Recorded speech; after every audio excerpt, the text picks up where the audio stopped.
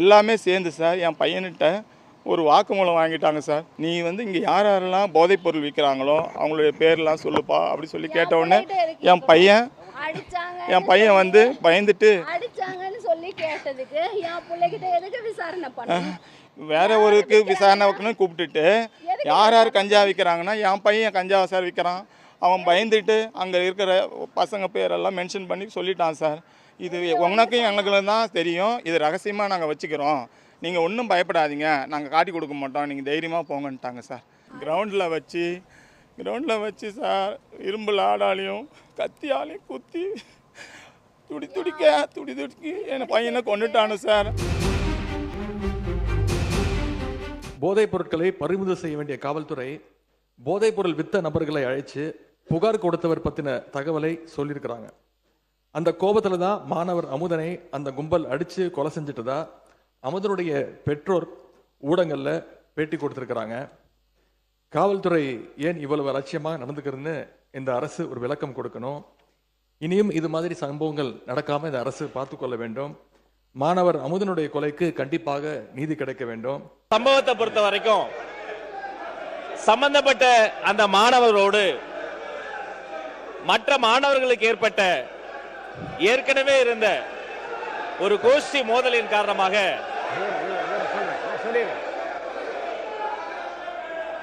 நீதி வேண்டும், நீதி வேண்டும், நீதி வேண்டும், நீதி வேண்டும். மாணவன் அமுதனுக்கு நீதி வேண்டும், மாணவன் அமுதனுக்கு நீதி வேண்டும். போராடுவோம், போராடுவோம், போராடுவோம், போராடுவோம். அமுதனுக்கு நீதி கிடைக்கும் வரை, அமுதனுக்கு நீதி கிடைக்கும் வரை போராடுவோம், போராடுவோம், போராடுவோம், போராடுவோம். பாதுகாப்பில்லை, பாதுகாப்பில்லை, பாதுகாப்பில்லை, பாதுகாப்பில்லை. தமிழ்நாட்டில் யாருக்கும் பாதுகாப்பில்லை, தமிழ்நாட்டில் யாருக்கும் பாதுகாப்பில்லை. தாவேக அரசின் இந்த 100 நாட்கள் சாதனையாக தொடர் கொலை ஏற்பட்டு கொண்டே வருகிறது. இதில் மிகவும் பாதிப்பது யார் அப்படின்னு பார்த்தீங்கன்னா மாணவர்கள் தான். கல்லூரி நிர்வாகம் இது கும்பல்களுக்கு இடையேயான ஒரு சண்டை அப்படின்னு சொல்கிறீங்களே, ஒருவரை 20 பேர் தாக்குறது 2 கும்பல்களா? ஒருவர் கும்பல்னு உங்களுக்கு மீனிங்கா? இவங்க கரூரில் போய் 41 பேர் இறந்ததுக்கு அரசு வேலை கொடுத்தாங்கல்ல, கல்லூரி மாணவர்கள் இறந்த குடும்பத்துக்கு இதன் வாயிலாக அரசு வேலை கொடுப்பாங்களா? எங்களுடைய கேள்வியாக இதை முன்வைக்கின்றோம்.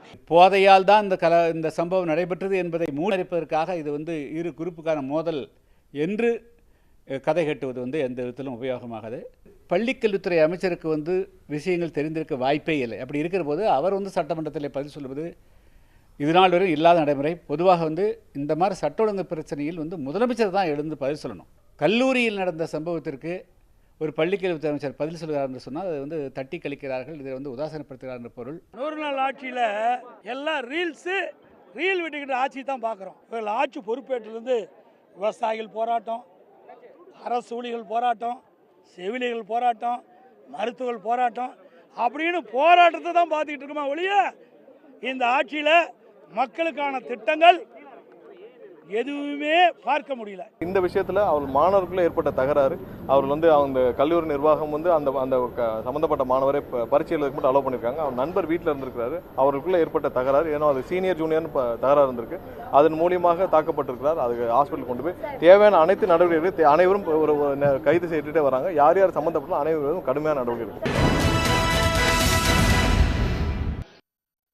வணக்கம், இது கேள்விக்களம், மக்களின் மேடை. கோவை கல்லூரி மாணவர் அமுதனுடைய கொலை தமிழ்நாட்டையே உலுக்கியிருக்கு, நாட்டையே உலுக்கியிருக்கு என்று சொல்லலாம். சக மாணவர்களால் போதைப்பொருள் விற்பனை குறித்து புகார் கொடுத்ததற்காக 20 பேரால் மாணவர்களால் அடித்து கொல்லப்பட்டிருக்கிறார் மாணவர் அமுதன். இந்த பிரச்சனையில் போதைப்பொருளால் தான் விவகாரம் தான் இந்த கொலைக்கு, தங்களுடைய மகனுடைய கொலைக்கு காரணம் என பெற்றோர் பேசுவதை நம்ம பார்த்தோம். அரசு சார்பில் இது கோஷ்டி மோதல் மாணவர்களுக்குள்ள அப்படின்னு ஒரு விஷயத்தை அரசு சார்பாக சொல்லப்படுது. மூடி மறைக்க முற்படுகிறதா தாவேக அரசு என்பது தான் குற்றச்சாட்டு. இதற்கிடையில் அதே போன்ற சம்பவங்கள் தொடர்ந்து இன்று ஒரு நாள் மட்டுமே 2 சம்பவங்கள். சற்று முன் திருவெற்றியூரில் ஒரு 12ஆம் வகுப்பு படிக்கக்கூடிய +2 மாணவனை +1 மாணவர்கள்லாம் சேர்ந்து அடித்து கொண்டிருக்கிறார்கள், பள்ளிக்கு பக்கத்திலேயே அரசு மேல்நிலைப் பள்ளியில். இன்று காலை சிவகங்கையில் சாலை கிராமம்ன்ற அங்கே இருக்கக்கூடிய ஒரு மேல்நிலைப் பள்ளியில் இதே போல் +2 மாணவர்களுக்கிடையே ஏற்பட்ட மோதலில் ஒரு மாணவரை கத்தியால் வந்து முதுகில் குத்தி இருக்கிறார் இன்னொரு மாணவர். அங்கும் மாணவர் மோதல் நடந்திருக்கு. இதேபோல் கோவையில் இன்னும் சில மரணங்கள்லாம் தொடர்ந்து கொலைகள் நடந்திருக்கு. 58 வயது பெண்மணி ஒருவர் கொல்லப்பட்டிருக்கார். இன்னொருவர் நவீன் என்று இன்னொரு நபர் கொலை செய்யப்பட்டிருக்கார். இப்படி தொடர்ந்து கொள்ளைகள் நடந்துட்டு இருக்கு. சட்ட ஒழுங்கு குறித்து பல்வேறு கேள்விகள் எழுப்பப்படுது. போதைப்பொருள் நடமாட்டம் குறித்தும் பல்வேறு விமர்சனங்களும் அரசு மீது குற்றச்சாட்டும் எழுந்திருக்கு. அரசு மூடி மறைக்கிறதா என்பதைத்தான் நம்ம விவாதிக்க இருக்கோம். நம்மோடு திமுகவிலிருந்து நாகநந்தினி, மனித உரிமை செயற்பாட்டாளர் எவிடன்ஸ் கதிர், காங்கிரஸிலிருந்து அப்துல் ரஹ்மான், தாவேக்காவிலிருந்து ஜேம்ஸ் மார்ட்டின். மனித உரிமை செயல்பாட்டாளர் திரு எவிடன்ஸ் கதிரோடு தொடங்கலாம்னு நினைக்கிறேன். ஏன்னா அங்கே அந்த பகுதிக்கு போய் அந்த பெற்றோரோடு சந்தித்து இது குறித்து விசாரணையும் நடத்தியிருக்கீங்க. நீங்கள் இது சம்பந்தமாக விரிவான ஒரு பேட்டியும் கொடுத்திருந்தீர்கள் இன்று காலை. அரசு மீது பல்வேறு விமர்சனங்களை வச்சுருந்தீங்க. நீங்கள் பார்த்தது என்ன? அரசினோட செயல்பாடு இந்த விஷயத்தில் எப்படி இருந்தது? அங்கே என்ன காரணம்? கோதை தான் காரணமா? அரசு சொல்வது போல சீனியர் ஜூனியர் பிரச்சனையா? இது அப்பட்டமாக கஞ்சா விற்பனை, போதை, இதற்காக தான் அமுதன் கொல்லப்பட்டிருக்கிறார். பார்த்தீங்கன்னாக்கா அந்த கல்லூரி நிர்வாகம் போன ஜூலை மாதம் 22ஆம் தேதி அவங்க அப்பா அம்மாவுக்கு ஒரு ஃபோன் போட்டு உங்கள் பையன் வந்து ஒரு சமையல்காரர் அடிச்சிட்டாருன்றதான் கூப்பிட்றாங்க. இவங்க 24ஆம் தேதி 2 பெற்றோருமே போகிறாங்க. அதாவது அமுதனுடைய பெற்றோர்கள் கென்னடி, சுமதி, அவங்க 2 பேரும் கல்லூரிக்கு போகிறாங்க. அப்போ போகும்போது அந்த பையன் சொல்கிறான், நான் சமையல்காரரை அடிக்கலை, இந்த சமையல்காரை வந்து வேணால் கேட்டு பாருங்கன்னும் போது அப்போ கூப்பிட்டு சமையல்காரே கேட்குறாங்க, இல்லை இவன் அடிக்கலை, இவன் கூட இருந்த அஜீஸ் தான் என்னை அடித்தான்றதை சமையல்காரர் சொல்கிறாரு. சிசிடிவி கேமராவை நீங்கள் காட்டுங்க என்னை அடிச்சதான்றதால் சொல்கிறாரு. ஸோ அவர் அடித்தாருன்றது இது கல்லூரி நிர்வாகம் சொல்கிறது பொய். 1. 2, இந்த பையன்ட்டு வந்ததுக்கப்புறம் இந்த 4 பேர் கொண்ட குழு வந்து கேட்குறாங்க, இங்கே நம்ம கல்லூரியில் வந்து நிறைய கஞ்சா விற்கப்படுதாமே, யார் விற்கிறாய், எப்படி உள்ள சரக்கு வருது, யாரெல்லாம் வாங்குறாங்கன்ற டீட்டெயில் கொடுக்க முடியுமான்னும் போது இந்த தம்பி அனைத்து விவரங்களையும் பட்டியலையும் முழுமுதையாக எழுதி கொடுக்குறாரு. அவங்க அப்பா அம்மா 2 பேருமே சாட்சி. யாரெல்லாம் செய்கிறாங்க. இதுக்கே அவங்க அம்மா வந்து சத்தம் போடுறாங்க, தம்பி ஏன் எழுதி கொடுத்த, நாளைக்கு நம்ம உயிருக்கு ஏதாவது ஆபத்துனா உயிருக்கு ஆபத்தில் என்னப்பா பண்ணுறதுன்னு சொல்லி சத்தமும் போடுறாங்க. இதில் என்னம்மா இருக்குது, அவங்க கேட்குறாங்க, நல்ல காலத்துக்கு தான் கேட்குறாங்கன்னு சொல்லிட்டு இவர் என்ன பண்ணுறாருன்னா அனைத்து எழுதி கொடுக்குறாரு. இந்த நிலையில் தான் 10ஆம் தேதி ஒரு 20 பேர் கொண்ட கும்பல், அதே கல்லூரியில் படிக்கிற பசங்க தான், அவங்க அடித்து கொலை பண்ணுறாங்க. இதில் என்ன எனக்கு வருத்தமாக இருக்குது அப்படின்னா, அமைச்சர் வந்து ராஜ்மோகன் அவர்கள் சட்டமன்றத்தில் இதை கோஷ்டி மோதல் அப்படின்றார். ஒரு பையனை வந்து 20 பேர் அடிக்கிறது பேர் கோஷ்டி மோதலான்றது எல்லாருக்கும் வெளிச்சம், சமூகத்துக்கு வெளிச்சம். இது 1. இதுவரை ஏன் முதலமைச்சர் பேசலை நான் கேட்குறேன். இவ்வளோ ஒரு அப்பட்டமான கொலை நடந்திருக்கு, கூட்டு பேசியிருக்கணும்ல, தொலைபேசியில் பேசியிருக்கணும்ல. போன முறை ஆட்சியில் இருக்கும்போது இப்போதைய மாண்புமிகு முதலமைச்சர் விஜய் அவர்கள் இதை கிண்டல் பண்ணார். சாரி சொன்னால் போதுமா அப்படிலாம் சொன்னார். நான் இப்போ கேட்குறேன், சாரி கூட நீங்கள் சொல்லலையே, போயிருக்கணுமா இல்லையா, பேசணுமா இல்லையா, அமைச்சர்கள் அங்கே போய் பார்த்துருக்கணுமா இல்லையா? அப்பட்டமாக ஒரு பையனை பிடிச்சி, இது கொடூரமான படுகொலை. இது ஸ்டேட் என்ன பார்க்குதுன்னா இங்கே கஞ்சா இல்லைன்றதை ஒரு அதை நிறுவ பார்க்குதே தவிர ஃபேக்ட் என்னன்றதை வந்து அவங்க வந்து கவனத்தில் எடுத்துக்கல. போலீஸ் என்ன பண்ணுறாங்கன்னா வழி இல்லாமல் ஸ்டேட்டுடைய குரலாக அவங்களும் என்ன பண்ணுறாங்கன்னா இது கோஷ்டி மோதல்ன்றாங்க. இது ரொம்ப விந்தையாக இருக்குது. எப்படி அந்த கல்லூரி நிர்வாகம் வந்து அவங்க என்ன சொல்கிறாங்கன்னா சம்மந்தமே இல்லாமல் சமையல்காரர் இந்த பையன் அடித்தான்னாங்க பாருங்கள், அதுவும் சம்மந்தமும் கிடையாது, இதுவும் சம்மந்தமும் கிடையாது. அந்த பையன் கொல்லப்பட்டதற்கு காரணம் அவன் எழுதி கொடுத்த விவரங்கள், இந்த யாருன்ற விவரம் தான். இந்த 4 பேரில் உள்ளவங்க யாரோ ஒருத்தருக்கு போய் சொல்லி தான் இவ்வளவு நடந்திருக்குன்றாங்க. அதே கல்லூரி சஸ்பெண்ட் பண்ணப்பட்டிருக்காங்க அப்படின்னா 24ஆம் தேதி சஸ்பெண்ட் பண்ணப்பட்டிருக்காங்க, 31ஆம் தேதி வரை கல்லூரிக்கு போகிறான், விடுதலை தங்கியிருக்கான அந்த பையன். 31ஆம் தேதி தான் கூப்பிட்டு கல்லூரி இங்கே நிலைமை சரியில்லை, அதனால் கொஞ்சம் பையனை வீட்டுக்கு கூப்பிட்டு போய் 1 வாரம் கழித்து கூட்டுவாங்கன்றாங்கல்ல. அப்போ அந்த சஸ்பெண்ட்ன்ற வாதமே பொய்ன்ற நான். சஸ்பெண்ட்னாக்கா கடிதம் மாணவன் கையெழுத்து போட்டிருப்பான், பெற்றோர்கள்ட்ட கையெழுத்து வாங்கியிருப்பாங்க, அது எந்த ஆதாரமும் கிடையாது. அப்போ இங்கே எல்லா தமிழகத்தில் உள்ள அனைத்து பள்ளிக்கூடங்கள்லையுமே கல்லூரிகளில் பொது இடங்களில் இளைஞர்கள் போதை வஸ்துக்கு ஆளாயிருக்காங்களா இல்லையா? இது இல்லைன்னு மறுக்க முடியுமா? அடுத்தது நிறைய இளைஞர்கள் அண்மை காலமாக படுகொலை செய்யப்படுறாங்க. அப்போ நான் சொல்கிறேன், சட்ட ஒழுங்கு சந்தியை சிரிக்குதுன்றதை நான் கடுமையாக சார்ஜ் பண்ணுறேன். 1. 2, கும்பல் மனோபாவம், கல்ச்சர்.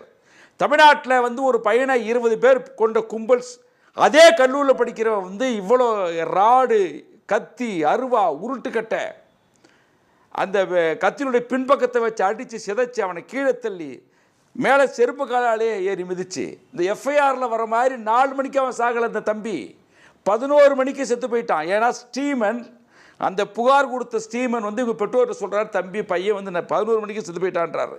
அந்த அளவுக்கு ஒரு ஒரு ஒரு கொடூர வன்முறை நடந்திருக்கு. பட்ட பகலில் காலை 9 மணிக்கு எல்லார் முன்னிலையும் ஒரு தாக்குதல் கோயம்புத்தூர் நடக்குது அப்படின்னா அரசு பொறுப்பேற்றுக்கணுமா இல்லையா? கண்டிச்சிருக்கணுமா இல்லையா? அதுதான் நம்ம வைக்கிற கேள்வியை நான் பார்க்குறேன். நான் ரொம்ப வருத்தத்தோடு பதிவு பண்ணுறேன். நான் இதே கடந்த ஆட்சியில் நம்ம இதை கிரிட்டிசைஸ் பண்ணோம்.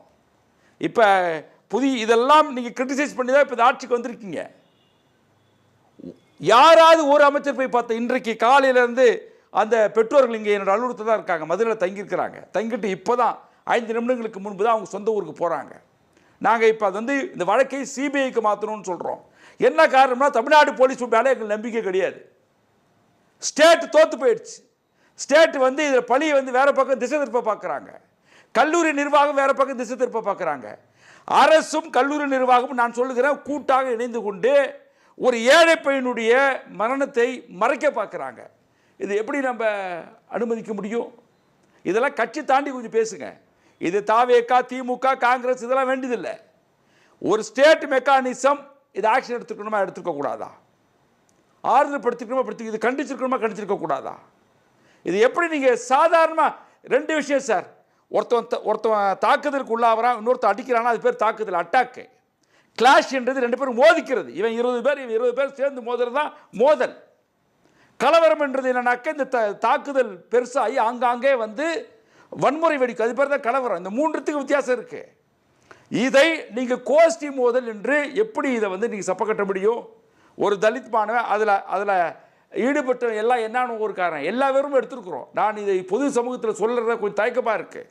மதுரையில் இருக்கிறான், சிவகங்கை சேர்ந்தவன் இருக்கிறான், எல்லா ரவுடி பயில்களும் இருக்கா. சரி, சீனியர் ஜூனியர் மோதல் நீங்கள் சொல்கிறீங்களே, அந்த 20 பேர் 17 வயசு பையன் 4-5 பேர் இருக்கான். அவன் யாரவே? இன்னொரு கூடுதல் தகவல் சொல்கிறேன். போலீஸாரிங்கன்னு சொன்ன தகவல் அது என்னன்னா, அந்த 20 பேர் அவன் அடிச்சிருக்கான் பாருங்க, அதில் பெரும்பாலானவர்கள் போதையில் இருந்திருக்கிறான், கஞ்சாவில் இருந்தான்றது போலீஸ் எங்களுக்கு சொன்ன தகவல். அப்போ நீங்கள் கஞ்சா இல்லைன்றீங்க, கஞ்சாவை அடிச்சுட்டு தான் வந்து இவன் கொண்டு இருக்கான். நான் சொல்கிறேன் அதுக்கு ஆதாரம் இருக்குது. பெற்றோர்கள் சொல்கிறாங்க பாருங்க, இதை போலீஸ் ரெக்கார்ட் பண்ணாங்களா சார்? இது மாதிரி நாங்கள் 20 பேர் வந்து என் பையன் வந்து பெரிய பட்டியல் எழுதி கொடுத்துருக்கான்றதா அந்த அம்மா அப்பாவும் 2 பேரும் மீடியாவில் பலமுறை பேசியிருக்காங்களே.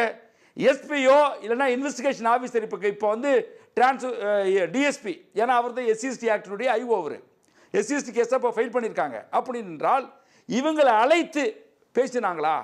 அப்போ அந்த கல்லூரி நிர்வாகத்தில் கேட்டு அந்த தம்பி கொடுத்தானே ஒரு பட்டியல் கொடுத்தானே கஞ்சா விற்பனை குறித்து, அந்த பட்டியலை கொடுங்கன்னு கேட்டிருக்காங்களா? எதுவுமே நடக்கலை. இவங்ககிட்ட இன்னும் இன்வெஸ்டிகேஷன் ஆரம்பிக்கலை. 9 பேரை கைது பண்ணியிருக்காங்க சார். 20 பேருக்கு இதுவரை 9 பேர் ரிமாண்டு. அந்த ரிமாண்ட் லிஸ்ட்டும் இப்போ எடுத்து வச்சுருக்கோம். ஆக தயவு செய்து இது இப்போ இதை குறைக்கிறதுக்கு போர்க்கால அடிப்படையில் ஆக்ஷன் எடுக்கணும். இப்போ நாங்கள் சப்ப கட்டப்பட்டுட்டு இல்லை, நாங்கள் வந்து ஆட்சியை திறம்பட நடத்துகிறோம் அப்படின்னு நீங்கள் சொல்கிறீங்க அப்படின்னா, இந்த கொலையை விட சப்பக்கட்டு கட்டுறதுன்றது மிகப்பெரிய துரோகம்னு சுட்டி காட்ட விரும்புகிறேன். பேசுவோம் கதிர், பேசுவோம் திரு ஜேம்ஸ் மார்ட்டின். அரசு வந்து இதை மூடி மறைக்க பார்க்குதா? மூடி மறைக்க பார்க்குறதா இருந்தால் இப்போ எப்படி சார் கூட போய் இன்வெஸ்டிகேட் பண்ணிட்டு வந்ததா சொன்னார் இல்லையா? அவர் பண்ணிட்டு இல்லை அதுதான் சொல்கிறேன். அந்த அளவுக்கு லிபர்ட்டி இருக்குங்கிறத முதல்ல பார்த்துக்கணும். ஒன்று வந்து இன்னொன்று அரசே லிபர்ட்டி வேணுன்றீங்களா? இல்லை, முன்னே அதெல்லாம் போக முடியாதுங்க. சைட்டில் இதுக்கு முன்னாடி வந்து நடந்த சம்பவங்கள்லாம் முன்னாடி நடந்த பல சம்பவங்கள ஃபேக்ட் ஃபைண்டிங்க்கு இதே கதிர் அவர் போயிருக்காரு, அவரே சொன்னார். இப்போ இல்லை அதுதான் சொல்கிறேன், நான் போயிட்டு வந்திருக்கேன்னு சொன்னார். ஆமாம் அதுதான் சொல்கிறேன். நடந்த ஃபேக்ட்ஸ் இதுக்கு முன்னாடி எல்லாம் ஃபுல்லாக யாரையுமே நெருங்க விடாமல் பண்ணிவிடுவாங்க முன்னாடி இருந்த காலங்கள்லாம். இதையே நம்ம மறுக்க முடியாது சார். இதெல்லாம் போய் சார் இல்லை, நான் நீங்கள் பேசும்போது எதுலையுமே குறுக்கிடல சார். ஒரே இல்லை, ஏன்னா நீங்க அவரே போக முடியலன்னு நீங்க சொல்றீங்க, அவர் போயிட்டு வந்திருக்கோம் பண்ணிருக்கோன்றாரு. அப்ப அதை கரெக்ட் பண்ணி தானே காலகட்டங்கள்ல இந்த மாதிரி பெரிய வழக்குகள் இதுவரை ஐயா நான் சொல்றது கொஞ்சம் அவர் முடிச்சு அதை கேட்டு வந்துடுறேன். ஜேம்ஸ் ஒரே நிமிஷம். இல்லை, இதற்கு முன்னாடி காலத்தில் ஃபேக்ட் ஃபைண்டிங்க்கு போய் இது மாதிரி வந்து நீங்க கேட்கவே முடியாத ஒரு சூழல் இருந்துச்சா கடந்த 15 ஆண்டுகள்ல அல்ல 5 ஆண்டுகள்ல? சார் கடந்த ஒன்றுமில்லை சார். கடந்த 5 ஆண்டுகள்ல நான் நேரடியாக களத்திற்கு சென்ற வழக்கு மட்டும் கிட்டத்தட்ட 650 வழக்கு பட்டியலை வெளியிடுறேன். அது எப்படி போக முடியாது சொல்ல முடியும்? அஜித்குமார் கஸ்டோடியத்திலிருந்து வேங்கவேலிருந்து எல்லா இன்சிடென்ட்டுக்கும் நாங்குநேர் இன்சிடென்ட்டுக்கும் எல்லா அரசு தடுத்துதா உங்களை ஈவன் அப்ப அரசு தடுத்துச்சா உங்களை இல்ல சார் வைக்கிறது சுதந்திரமா விசாரிக்க முடியாது இந்த மாதிரி எந்த சார் கள்ளக்குறிச்சி இன்சிடென்ட்டை மட்டும்தான் போலீஸ் வந்துட்டு நீங்க மருத்துவமனைக்கு போனான்னு சொல்லி தடுத்தாங்களே தவிர அது கூட திருப்பி சொல்லப்பட்டு திருப்பி உள்ள விட்டாங்க. ஆனால் இவர் சொல்ற மாதிரி எந்த இன்சிடென்ட்டுக்கு போக முடியல அப்படின்றது வந்து ஏதோ இத்தனை ஆண்டு கால நம்முடைய தமிழ்நாட்டில் யாருமே சார் இது உங்களுக்கே ஆர்டிகல் 19 தெரியும். எப்படி போகாம இவ்வளோ செய்திகள் கடந்த 60-70 ஆண்டு கால தமிழக வரலாற்றில் உண்மை சம்பவத்துக்கு எங்குமே போக முடியாது. இந்த 2 மாசம் மட்டும்தான் இவங்க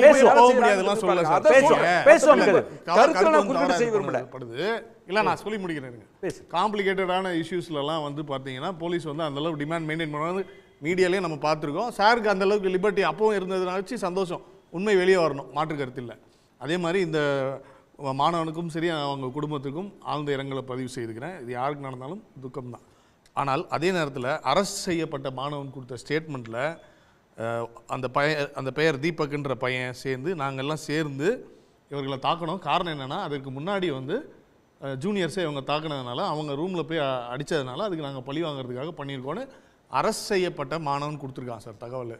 ஒன்று இது ஏன்னா நம்ம அரசு வந்து மறைக்கிறாங்கன்னு சொல்கிறாங்கன்னா அது என்னன்றது காலப்போக்கில் தெரிஞ்சிடும். இன்வெஸ்டிகேஷன் கரெக்டாக போயிட்டு இருக்கு. இன்சிடென்ட் பெற்றோர் அந்த பையன் மகனை இழந்த பெற்றோர் பேட்டியில சொல்றாங்க இதுல ஒரு சின்ன கஞ்சா வித்தது கஞ்சா பயன்படுத்தது அவர் எழுதி கொடுத்திருக்காரு. யார் யார் பயன்படுத்தினாங்க வித்தாங்கன்னு அவர் எழுதி கொடுத்திருக்காருன்னு சொல்றாங்க. அதுல வந்து அவங்க தரப்பை வந்து நம்ம எதுவும் கொச்சைப்படுத்தல எதுவும் சொல்லல. அவர்கள் தரப்பை அவர்கள் சொல்றாங்க, விசாரணையில் இருக்கு. ஒருவேளை அது உண்மையாக இருக்கும் பட்சத்தில் நிச்சயமா அது மறைக்கப்படாது அப்படிங்கிறத நம்புறேன். ஏன் அப்படின்னா இங்க வந்து பார்த்தீங்கன்னா சீனியர்ஸ் ஜூனியர்ஸுங்கிறது தான் ஒரே கல்லூரி. இவங்க வந்து ரூமில் போய் அடித்து ஃபோனெல்லாம் ஏன்னா நீங்கள் இதை நான் வந்து ஒரு 10 ஆர்டிக்கல் ரிப்பீட்டட் ஹிந்துவில் கூட நான் இப்போ பார்த்து சொல்கிறது ஹிந்துவில் உள்ளது தான். இவர்கள் போய் வந்து ரூமில் தாக்கும் போது அவர்களோட ஃபோனுங்களை தூக்கிட்டு வந்ததாகவும் அதில் வந்து இவர்களும் இருக்கிறாங்கன்னு அவங்க அந்த கோவத்தில் போய் தாக்குனாங்கன்னு ஒன்று. இன்னொன்று சார் சொன்னார், ஆமாம் இன்சிடெண்ட் நடந்தது இவங்க சொல்கிறது என்ன அப்படின்னா ஒரு 8-8:30 மணி போல் அடிச்சிருக்காங்க. அப்புறம் அவர் வீடு போயிருக்காரு. அதுக்கப்புறம் சஃபகேஷன் ஆகி ஹாஸ்பிட்டல் கொண்டு போகும்போது இறந்த மாதிரியான தகவல் பதிவாயிருக்கு. இப்போ இந்த இடத்துல பார்த்தீங்க அப்படின்னா இவங்க சொல்கிறது பேரண்ட்ஸ் தரப்பில் சொல்கிறது கஞ்சா ரீதியாக வந்து லிஸ்ட்டு கொடுத்ததுனால அவர்கள் வந்து தாக்கப்பட்டிருக்கிறார்கள் அப்படின்னு. அதை வந்து எந்த ஒரு கண்ணோட்டத்தில் இது வரைக்கும் அதாவது எதிர்கட்சி தரப்பை தாண்டி வேற யாருமே ப்ரொஜெக்ட் பண்ணல, வேற எந்த ஊடகங்கள்லையும் ப்ரொஜெக்ட் பண்ணல. ஒரே ஒரு கேள்வி, அதுக்கு ஸ்ட்ராங் எவிடன்ஸ் இருந்ததுன்னா சொல்லுங்க. ஒரே ஒரு ஸ்ட்ராங் எவிடன்ஸ் எதிர்கட்சிக்குள்ளேயே போக வேண்டாம். எதிர்கட்சின்னு இல்ல சார், இல்ல அவரே சொன்னார்ல திமுகவோ தாவேகாவோ காங்கிரஸ் அதெல்லாம் வேண்டாம். அந்த இறந்து போன அமுதனுடைய அம்மா சொன்னாங்கல்ல ஜூலை 22 குக்கை தாக்குனதா இவர் சொன்னார். அதற்கு முன்பு என் மகன் வரவழைக்கப்பட்டு யார் யாரெல்லாம் கஞ்சா பயன்படுத்துகிறாங்க, யாரை கஞ்சா விற்கிறாங்கன்னு சொல்லி அவர் பட்டியல் யார் யாரெல்லாம் சம்மந்தப்பட்டிருக்காங்கன்னு கல்லூரி நிர்வாகத்திற்கு என் மகன் எழுதி கொடுத்தான்னு அந்த அமுதனுடைய தாய் சொன்னாங்க. அவங்க அம்மா சொல்றாங்க இல்லையா, அவங்களுக்கு பொலிட்டிக்கல் மோட்டிவ் கிடையாது, அவங்க எந்த கட்சியும் இல்லை, அவங்க வெளிப்படையா சொல்லிருக்காங்க. ஏன்டா எழுதி கொடுத்தன்ற அச்சத்தை கூட அவங்க வெளிப்படுத்திருக்காங்க. அவங்க பேட்டியிலேயே சொல்லிதான் சொல்லுவாங்க. அந்த ஸ்டேட்மெண்ட் மாதிரி அஃபிஷியலி இப்போ போலீஸ் கண்டிப்பா அது என்கொயரியில் இருக்கும்னு நினைக்கிறேன். இன்னும் கன்க்ளூஷன் வரல இந்த இதில்.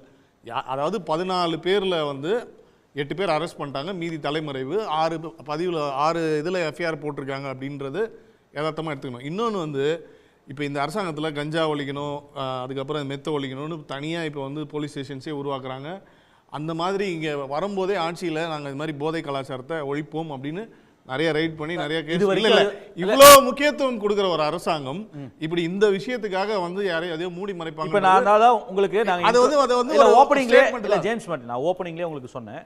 இப்போ நம்ம உள்ள ஷோ ஆரம்பிக்கிறதுக்கு 10 நிமிஷம் 1/4 மணி நேரம் முன்னாடி வந்த செய்தி திருவொற்றியூர். நீங்கள் உங்களுடைய பகுதியிலிருந்து 12ஆம் வகுப்பு மாணவர்களை 11ஆம் வகுப்பு மாணவர்கள் எல்லாம் சேர்ந்து ஒருத்தர் அடித்து கொண்டிருக்காங்க. அங்கே நடந்திருக்கு திருவொற்றியூரில். அதற்கும் காரணம் கஞ்சான்னு தான் அங்கேருந்து செய்தி வந்திருக்கு. எங்கள் செய்தியாளர் அங்கேருந்து செய்தியும் கொடுத்துருக்காரு.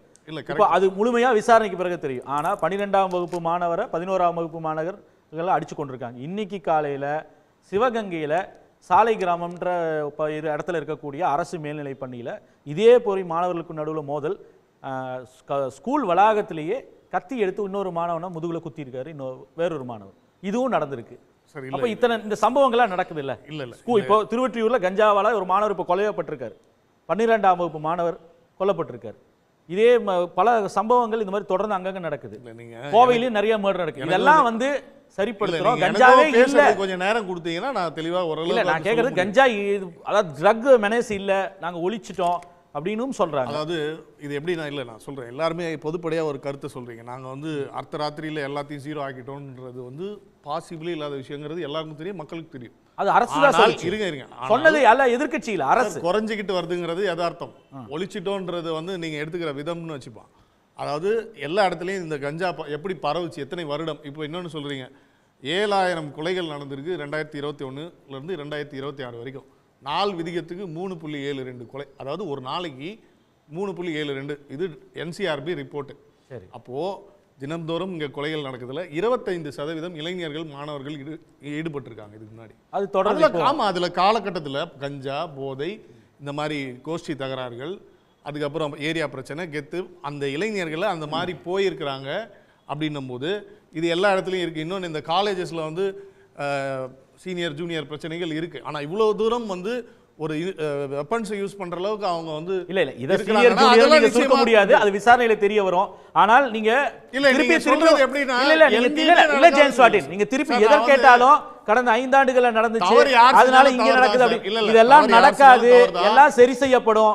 இந்த ஆட்சியில வந்து நாங்க டே 1ல இருந்து கிராக் டவுன் பண்றோம் அப்படினு சொல்லி தான் அந்த ஆட்சி சொல்லுச்சு.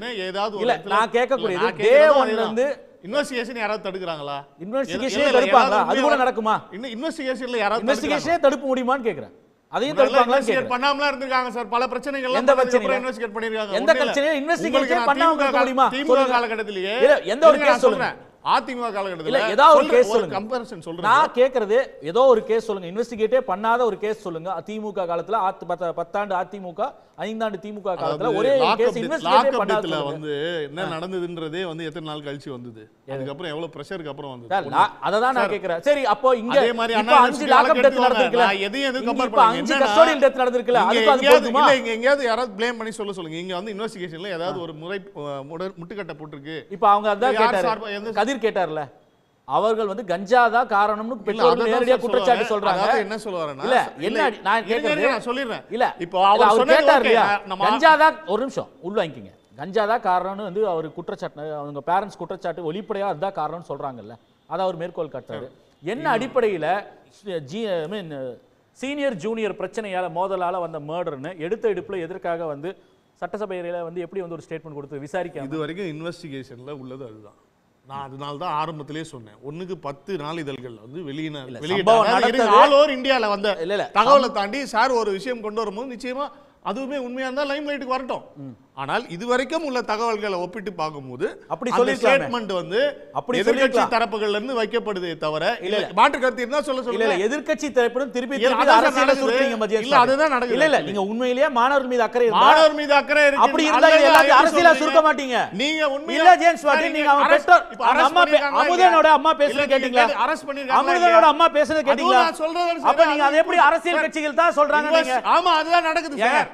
ஒரு நிமிஷம் இருங்க. பிரபல நாளிதழ்கள் எல்லாத்துலயும் இந்த பிரபல நாளிதழ்கள் நீங்க தான் சொன்னீங்களே, பிரபல நாளிதழ்ல வரதெல்லாம் பேசக்கூடாது. இல்ல அவங்க இன்வெஸ்டிகேஷன் டீம் இல்ல ஒரு நிமிஷம் இல்ல அப்ப மீடியால வர எல்லா ரிப்போர்ட்டையும் நீங்க அப்படியே எடுத்துறீங்க. அதெல்லாம் போய் சொல்றீங்க. அப்ப மீடியால வர எல்லா போய் சொல்றீங்க. இல்ல நான் கேக்குறது இல்ல நான் கேட்டது இல்ல இல்ல நீங்க கேட்டது இல்ல நீங்க கேட்டீங்களா சார்? நீங்க கேட்டீங்களா ஜேம்ஸ்? குறுக்கிடவே இல்ல. இல்ல ஜேம்ஸ் நீங்க அவர் 10 நிமிஷம் பேச முடியல. என்ன சொல்ல விட்டீங்க? இல்ல இப்படி பேச முடியாது. எங்க ஒரு கருத்தே நீங்க கேக்குறதுக்கு தயாரா கருத்தை கேட்டுட்டு தான் நான் வந்து பேசுறேங்க. முதல்ல உள்வாங்கிக்கங்க. நீங்க சொல்றீங்க இல்லையா மீடியால இன்வெஸ்டிகேட் பண்ண மாட்டாங்களா? மீடியால இன்வெஸ்டிகேட் பண்ணி போட்டா அந்த செய்திகளை எல்லாத்தையும் அப்படியே அரசு ஏத்துக்குதா? நான் கேக்குறேன். அதுக்கு பேர் தான் இன்வெஸ்டிகேஷன் முடிச்சு ப்ராப்பர் ரிப்போர்ட் வரும்போது சொல்லுவாங்க சார். அதுக்கு முன்னாடி நீங்களும் ஒரு இது சொல்றீங்க இல்லையா? அதுதான் நான் சொல்றேன். பாதிக்கப்பட்ட பெற்றோரோட பாதிக்கப்பட்டவங்களுக்கு இரங்கல் சொல்லி தான் ஆரம்பிச்சேன். இரங்கலை பத்தி மாதிரி வரவே நடக்க கூடாது. எல்லாருக்கும் அவங்களுக்கு அரசும் வந்து இது யாரும் என்கரேஜ் பண்ற மாதிரி எங்கயாவது இருக்கீங்களா? இல்ல அதுதான் சொல்ல வரேன். எங்கயாவது மறைக்கிற மாதிரி இருக்கா?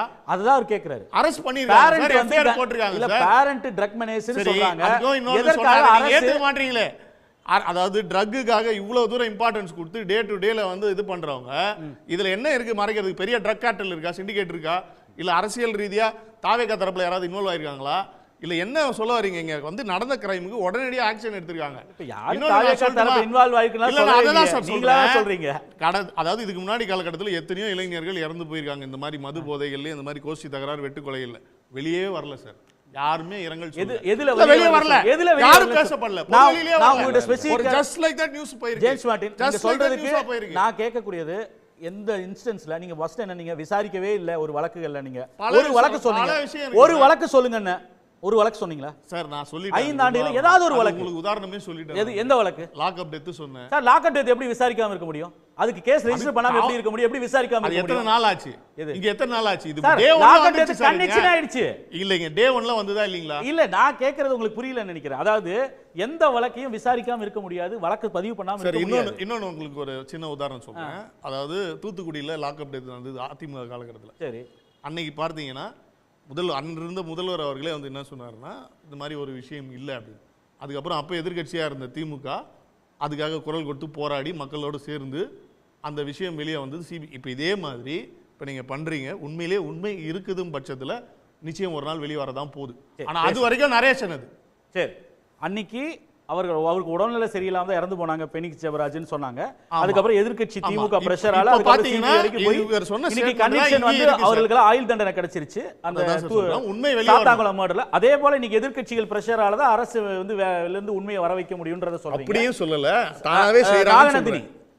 நாகநந்தினி எதையும் மறைக்கல, முன்னாடி எல்லாம் இதே போல மர்டர் நடக்கலையான்னு கேக்குறேன். முன்னாடி மர்டர் நடந்துச்சா இல்லையா அப்படிங்கறதெல்லாம் தாண்டி இவர் சொன்னார்ல இன்வெஸ்டிகேஷனுக்கு எந்த தடையுமே இல்லை, இன்வெஸ்டிகேஷனுக்கு எந்த தடையுமே இல்லை. தடை இருந்துச்சு சார், சட்டப்பேரவையிலே தடை இருந்துச்சு. எதிர்க்கட்சி தலைவர் எந்திரிச்சு இந்த விஷயத்த பேசுறாருல, பேசும்போது இதற்கு பதில் சொல்லணும் அப்படின்னு சொன்னா காவல்துறையை தன்னுடைய கட்டுப்பாட்டில் வச்சிருக்கக்கூடிய சிஎம் சார் எந்திரிச்சு பதில் சொல்லியிருக்கணும். அப்படி இல்லையா உயர்கல்வித்துறை அமைச்சர் எந்திரிச்சு பதில் சொல்லியிருக்கணும். எதுக்கு சம்பந்தமே இல்லாம இல்லைன்னா நீங்க என்ன பதில் சொல்லியிருக்கணும்? ராஜ்மோகன் சார் எந்திரிச்சு நாங்க இதை இன்வெஸ்டிகேட் பண்ணிட்டு சொல்லணும்னு தானே சொல்லியிருக்கணும். அவர் எடுத்த எடுப்புல எப்படி சார் உடனே அவங்களுக்கு தெரிஞ்சது? சபாநாயகர் சொல்றாரு இதை வந்து தீர விசாரிக்கணும், திங்கட்கிழமை வரைக்கும் டைம் கொடுங்க, அதை பார்த்துட்டு நாங்க சொல்றோம் அப்படின்னு சொல்றாரு. அதுக்குள்ள எப்படி ராஜ்மோகன் சார் உடனே இருந்துட்டு இது ஒரு கோஷ்டி பூசல் அப்படின்னு சொல்ல முடியும்? சரி, கோஷ்டின்னு சொல்றீங்களா, அது எப்படி உங்களுக்கு தெரியும் கோஷ்டின்னு? எதை வச்சு நீங்க கண்டுபிடிச்சீங்க? சிசிடிவி கேமரா வந்துச்சா? ஃபுட்டேஜ் கிடைச்சதா உங்களுக்கு? இல்ல ஏதாச்சும் எவிடன்ஸ் கிடைச்சிருக்கா? எதை வச்சு சொல்றீங்க? வெறும் நாளிதழ்ல வந்துச்சு அப்படின்னா ஹிந்து நியூஸ் பேப்பர்ல வந்தது உண்மையா இல்ல அந்த பையனை பெத்த அம்மா அப்பா சொல்றது உண்மையா? எதை நீங்க எடுத்துப்பீங்க அப்படின்னு பார்த்தா இன்னைக்கு நியூஸ் பேப்பர்ல வந்ததுல ஒரு சில இடத்துல காலையில 5:30 மணிக்கு இந்த வழிப்பறி நடந்துச்சுன்றது போட்டிருக்காங்க. அடுத்த இடத்துல என்ன போட்டிருக்காங்க? இது வந்து ஜூனியருக்கும் சீனியருக்கும் நடந்த ஒரு பிரச்சனை அப்படின்னு போட்டிருக்காங்க. அதுக்கு அடுத்த பேப்பர்ல என்ன போட்டிருக்காங்க? டைம்ஸ் மினிட்ல அந்த டைமிங்கே மாறி இருக்கு அப்படின்ற மாதிரி போட்டிருக்காங்க. நியூஸ் பேப்பர் எல்லா இடத்துலயும் ஒரே மாதிரி தான் இருக்குன்னு அடிக்கோடிட்டு ஜேம்ஸ் சார் காமிக்க சொல்லுங்க பார்க்கலாம். நாகநந்தினி ஒரு விஷயம், அதாவது எப்படி சொல்றாரு அப்படின்னா ஒரு சம்பவம் நடந்தா அவங்களுக்கு இன்புட்ஸ் வராதா? முதல் கட்ட விசாரணை இருக்கலாம், அரசுல வந்து காவல்துறையில வந்து கிரவுண்ட்ல வந்து போய் அந்த லோக்கல் போலீஸ் ஸ்டேஷன்ல ஒரு எஃப்ஐஆர் ரெஜிஸ்டர் ஆயிருக்கும், மர்டருக்கு கம்ப்ளைண்ட் தேவையில்லை, அவங்களே எடுத்து பண்ணுவாங்க. அப்போ அவங்களுக்கு முதல் கட்ட விசாரணையில் கிடைச்ச தகவல் அடிப்படையிலே கொடுத்துருக்கலாம். எப்படி கேட்கலாம்? இன்புட்ஸ் அதன் மூலமா ஒரு உளவுத்துறை அறிக்கை வரும், அது இன்டெலிஜென்ஸ் சீஃப்ல இருந்து சிஎம்ஓக்கு போகும். அது இல்ல ஒரு அமைச்சர் வந்து அதற்கு பதிலா அவர் படிச்சிருக்காரு. அப்போ ஒரு அதாவது ஒரு தகவல் கிடைச்சது அடிப்படையில் தானே சொல்லுவாங்க. எப்படி வந்து காவல்துறை கொடுக்கிற தகவலின் அடிப்படையில் தானே அரசு வந்து சட்டமன்றத்தில் ஒரு அறிக்கையை வாசிக்கும். அப்படின்னா தீர விசாரிக்கணும்னு சபாநாயகர் சொல்றாருல்ல, அதுக்குள்ள எப்படி ஒரு இன்புட் உடனே கிடைக்குது, உடனே இவங்களால ரிவீல் பண்ண முடியுது அந்த விஷயம்? அது ஏன் வந்து கல்வித்துறை அமைச்சர் சொல்றாரு, உயர்கல்வித்துறை அமைச்சர் சொல்லல? இதுல இன்னொரு விஷயம் நல்லா புரிஞ்சுட்டு பேசுங்க. அங்க அந்த ஒரு பையனை 20 பேர் அடிச்சு கொண்டிருக்கிறாங்க அப்படிங்கறத கூட இருந்த நண்பர் பார்த்து சொன்னதா அவங்களோட பெற்றோர்கள் சொல்லி கதறாங்க. அது ஒண்ணு. இன்னொன்னு நீங்க சொன்னீங்கல்ல சார், இப்போ எனக்கு என்னன்னா நான் கோயம்புத்தூர்ல இருக்கிறவன், கோயம்புத்தூர்ல இருக்க எத்தனை காலேஜஸ் எங்களுக்கு தெரியும். ஆனா இங்க இந்துஸ்தான் காலேஜ் மட்டும் தான் நீங்க பாத்தீங்கன்னா நிறைய ஸ்டார்ஸ் நிறைய ஈவென்ட்ஸ் எல்லாம் இங்க நடத்தும். இந்த காலேஜஸ்ல மட்டும் தான் ட்ரெஸ் கோட் இல்ல, எதுவும் பிரச்சனை கிடையாது. இப்போ இதுல எனக்கு நீங்க சொன்ன மாதிரி இதுக்கு முன்னாடி இந்த இன்புட் ஜேம்ஸ் சார்னாச்சும் ஆண்கள் இரங்கல்லாம் வாசிச்சாரு இல்லையா? ஒரு செய்தி தொடர்பாளராக இருந்து அவர்னாச்சும் சொன்னார். இன்ன வரைக்கும் சிஎம் வாயை திறந்து ஒரு வார்த்தை கூட பேசல, பரவாயில்ல. ஆனா இந்த உளவுத்துறை ரிப்போர்ட் செய்தி தொடர்பாளர் தாவேக்கு ஆதரவாளர் அமைப்புல இல்ல. இருங்க ஓகே ஓகே ஓகே ஓகே சரி சார், நான் இதை நான் சொல்லிடுறேன். அதாவது இந்த உளவுத்துறை ரிப்போர்ட் எப்படி தெரியுமா? ஏன் அதாவது அந்த கல்லூரி நிர்வாகமும் அதை தாண்டி அந்த போலீஸ் தரப்பு சொல்லப்பட்ட விஷயங்கள்ல ஒரே மாதிரி இருக்கு அப்படின்னு பார்த்தா, இதுக்கு முன்னாடி அதே காலேஜ்ல தான் நண்பன் படத்தினுடைய ஆடியோ லான்ச்சும் நடந்திருக்கு. கத்தி படத்தினுடைய சக்சஸ் மீட்டும் அதே காலேஜில் தான் நடந்திருக்கு. இதற்கான போட்டோ எவிடென்ட் முதற்கொண்டு சமூக வலைதளத்தில் இன்னைக்கு இருந்துட்டு தான் இருக்கு. அதுல இன்னைக்கு நம்மளுடைய நாட்டினுடைய முதல்வராக இருக்கக்கூடிய திரு சி ஜோசப் விஜய் அவர்களும் கூட பொறுப்பமைச்சர், நல்லா பார்த்துக்கோங்க சார் எல்லாம் கேட்கிறாரு, இதுக்கு முன்னாடி இந்த சம்பவம் நடந்தது இல்லையா சார்? நான் ஒரே ஒரு சம்பவம் உங்களுக்கு ஞாபகப்படுத்தணும்னு நினைக்கிறேன். எங்களோட திமுக பீரியட்ல கோயம்புத்தூர்ல 10 தொகுதியிலும் நாங்க கிடையாது, டிஎம்கே கிடையாது, அதே மாதிரி இங்க எந்த அமைச்சர்களும் கிடையாது எங்களோட தொகுதி சொல்ற வரைக்கும். ஆனா ஏர்போர்ட்ல நடந்த அந்த சம்பவத்துக்கு 4 மாசத்துல அந்த கயவர்கள் யாருன்னே தெரியாத போதும் அந்த கயவர்களை பிடிச்சு அவங்களுக்கு சாகும் வரை ஆயுள் தண்டனை வழங்கினது இதே திராவிட முன்னேற்ற கழக அரசு அப்படிங்கறத நீங்க மறந்துடக்கூடாது. ஏர்போர்ட் சித்ரா ஏர்போர்ட் சம்பவத்துல. ஆனா இன்னைக்கு இங்க பொறுப்பு அமைச்சர் 2 பேர் இருக்காங்க தாவேக்கால. அதை தாண்டி இங்க 6 எம்எல்ஏக்கள் இருக்காங்க. இந்த சம்பவம் நடந்துச்சுல இந்த இந்துஸ்தான் காலேஜ், அந்த காலேஜ் இருக்கிற இடம், அந்த பொறுப்பு அமைச்சர் விக்னேஷ் அவர்கள் இருக்கிற இடம். ஏன் அவர் வாய் திறந்து பேசல? ஏன் அங்க வரவே இல்லை? அதுக்கு பதில் சொல்லுங்க. அவங்க வந்திருக்கணும்ல, இனிஷியேட் எடுத்திருக்கணும்ல, என்ன பிரச்சனைன்னு வந்து பார்த்துருக்கணும்ல. ஒரு நிமிஷம் யோசிச்சு பாருங்க. ஒரு பள்ளி நிர்வாகம் சொல்லுது ஏதோ 21ஆம் தேதி சமையல்காரரோட சண்டை, அதனால அந்த பையனை நாங்க வெளியே அனுப்பிச்சிட்டோம், ஆகஸ்ட் 11ஆம் தேதி தான் நாங்க ஜாயின் பண்ண வர சொன்னோம், அதனால எங்களுக்கு தெரியாதுன்னு சொல்றாங்க. உடனே போலீஸ்கார் என்ன சொல்றாங்க, இது வந்து ஒரு செல்போன் திருடின வழக்குங்க, கோஷ்டி மோதலுங்க, அதனால அப்படி நடந்துருச்சுன்னு சொல்றாங்க. அது எல்லாத்துக்கு முன்னாடி என்ன பண்றாங்க, சட்டப்பேரவையில கல்வித்துறை அமைச்சர் எந்திரிச்சு மடார்னு பதில் சொல்றாரு, இது ஒரு கோஷ்டி பிரச்சனை. அது எப்படி? எனக்கு ஒரு விஷயம் புரியல. இன்வெஸ்டிகேஷன் நடந்துட்டு இருக்கும்போது பள்ளி நிர்வாகம் ஃபர்ஸ்ட் பிரஸ் மீட் கொடுக்கலாமா? பிரஸ் மீட் கொடுத்ததுக்கு அப்புறம் அந்த இன்வெஸ்டிகேஷன் பண்ண காவல்துறை அந்த காலேஜ்குள்ள போகும்போது சக மாணவர்கள் கிட்ட என்ன நடந்துச்சுன்னு கேட்டா அந்த மாணவர்கள் எப்படி உண்மையை சொல்லுவாங்க? அங்க எப்படி உண்மை வெளியே வரும்? அப்ப என்னோட பிரின்சிபல், இங்க டிசிப்ளினரி கமிட்டில இருக்கக்கூடிய என்னோட ஹெச்ஓடிஸ்ல இதுதான் ஆன்சர் பண்ணிருக்காங்க, நானும் இதுதான் ஆன்சர் பண்ணணும் அப்படின்ற ஒரு மனநிலைக்கு அந்த மாணவர்கள் வரமாட்டாங்களா? அப்புறம் எனக்கு இன்னொரு கேள்வி இருக்கு. அதுல அந்த வீடியோல நீங்க பார்க்கலாம், அந்த டிசிப்ளினரி கமிட்டில இருந்து ஒரு சார் பேசியிருப்பாரு. பேசும்போது அந்த பிரின்சிபல் மேடம் இப்படி சைட்ல இப்படி இடிச்சிருப்பாங்க, ஏதோ ஒரு சொல்ல வராரு, இவங்க உடனே இடிச்சிருப்பாங்க. அங்கேயே ஒரு நிலைப்பாடு இல்லாம இருக்கே சார். ஏன் சார் நீங்க செய்தித்தாளை இவ்வளவு பாக்குற நீங்க அந்த பிரஸ் மீட் எடுத்து திருப்பி போட்டு பார்க்கலாமே? அங்க பிரஸ்காரங்க எல்லாரும் கேள்வி கேட்கறாங்களே, இங்க போதை பொருள்னால தான் இந்த மாதிரி ஒரு இழப்பு நடந்திருக்கு, இத பத்தின பிரச்சனை தான் இருக்கு, அப்போ எதுவும் தெரியாதுன்னு சொல்றதுக்கு தான் நீங்க இந்த பிரஸ் மீட் வச்சீங்களான்னு சொல்லி அங்க இருக்க நிறைய அதாவது பத்திரிகையாளர்களா கேட்கும்போது அவங்க சொல்லக்கூடிய இந்த பள்ளி நிர்வாகம் சொல்லக்கூடிய ஒரே பதில் எங்களுக்கு தெரியாது. இதெல்லாம் நீங்க போலீஸ் கிட்ட கேட்டுக்கோங்க. இது எப்படிங்க? இதெல்லாம் என்ன மாதிரி ஆஸ்பெக்ட்?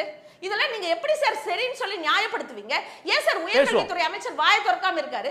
ஏன் சார் சிஎம் சார் எதுவுமே பேசாம இருக்காரு? இத பத்தி எல்லாம் நீங்க பேச மாட்டீங்களா? இன்னைக்கு நாங்க போராட்டத்துக்கு போறோம் சார்.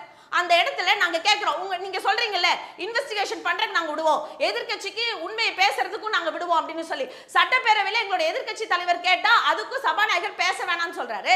இன்னைக்கு கோவை மாவட்டத்து சார்பா மாணவர் அணியில போராட்டம் நடத்தணும் அங்க போய் கேட்டா நேத்துல இருந்து அலைய விடுறாங்க, போறதுக்கு பெர்மிஷன் கொடுக்கல.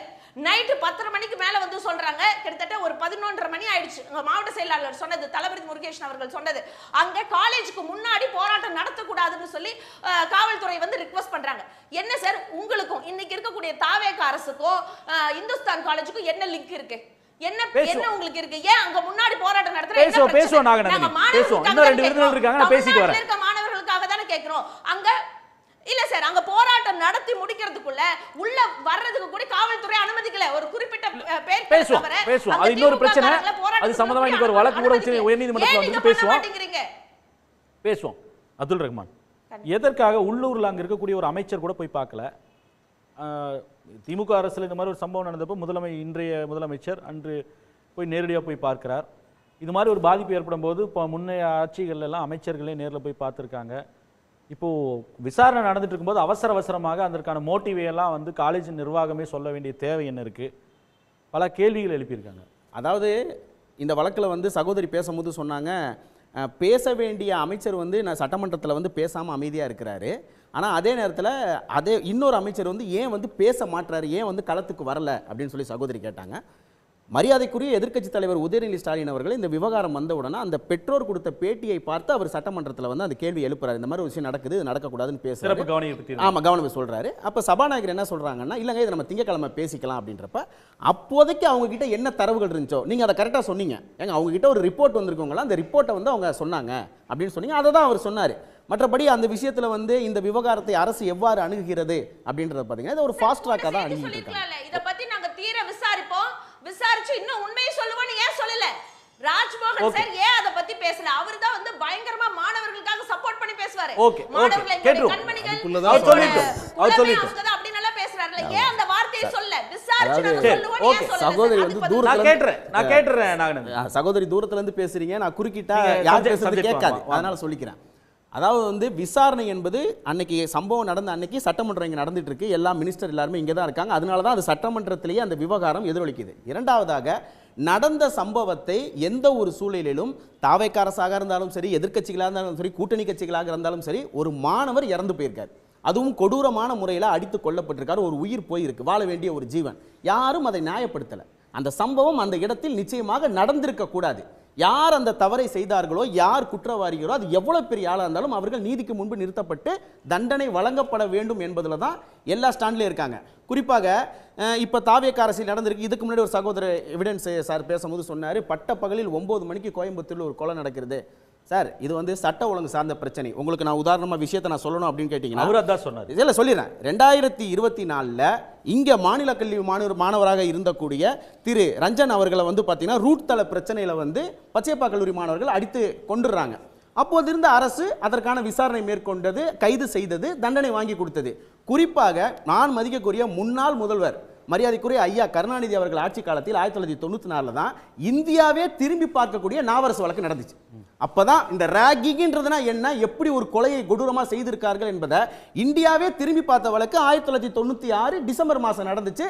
அந்த வழக்கு நடந்த பொழுது கூட அந்த விஷயத்தை எவ்வாறு கையாள வேண்டும் என்று ஒரு சட்டம் கொண்டு வர்றாங்க. இதற்கு முன்னாடி பேசியவர்கள கதிரும் அவர்களும் சரி, இல்ல நாகநந்தினியும் எழுப்பிய ஒரு விஷயம் என்னன்னா, இந்த போதை சம்பந்தப்பட்டிருக்கு, அதற்கு மோட்டிவ், அதுக்கு ஒரு காரணம் யார் இருந்தது வந்து இந்த மர்டருக்கு எல்லாத்துக்குமே காரணம், கிரைமுக்கு காரணம் போதைன்றது.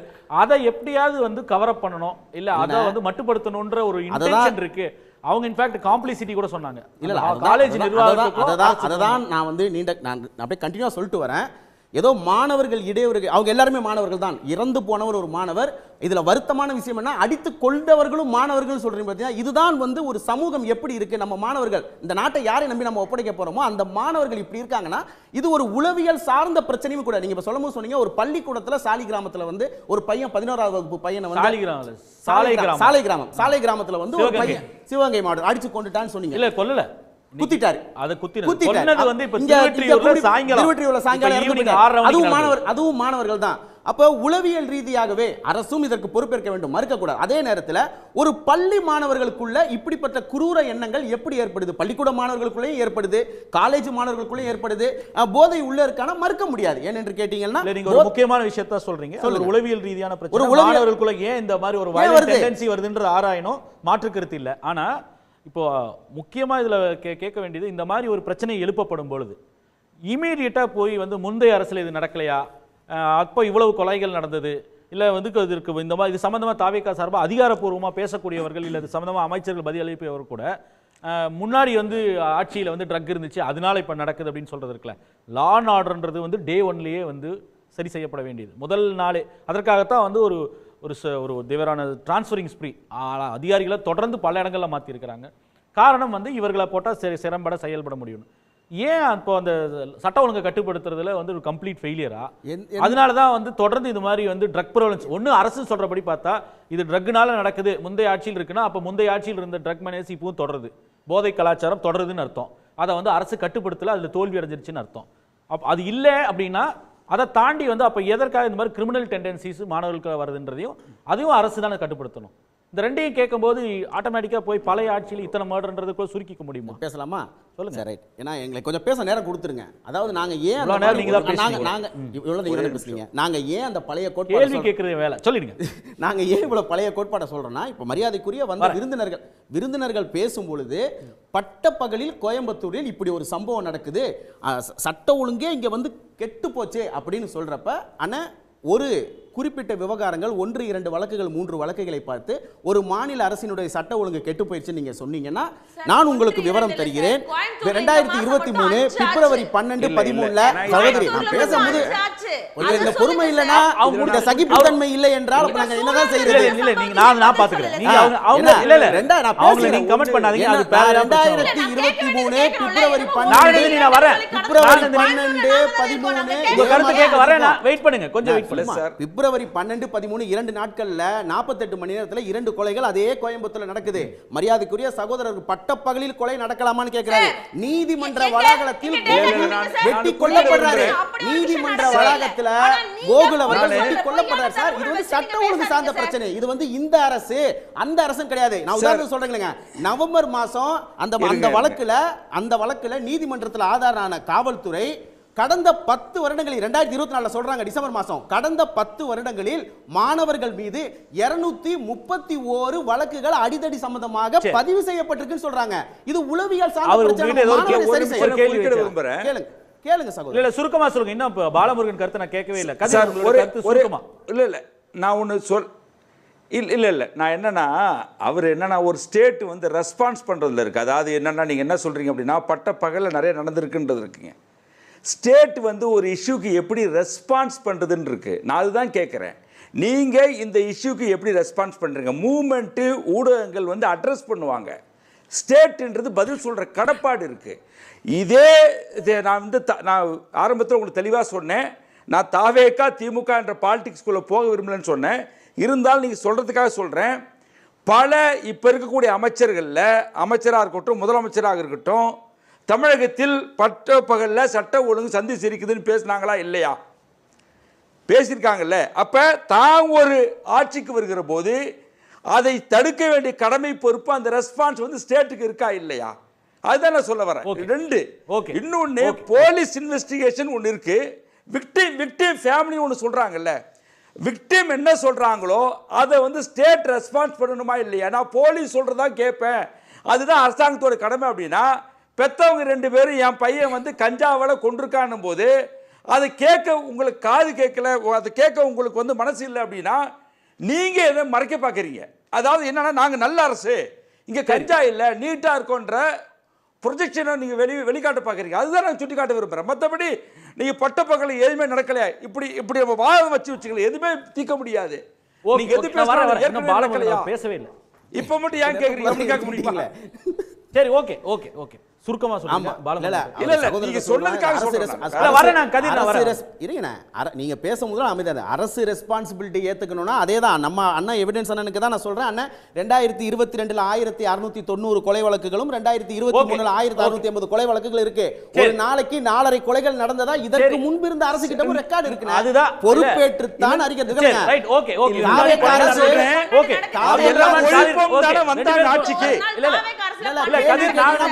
அப்துல் ரஹ்மான் ஒரு நிமிஷம், இன்னொரு கெஸ்ட் பேசவே இல்லை.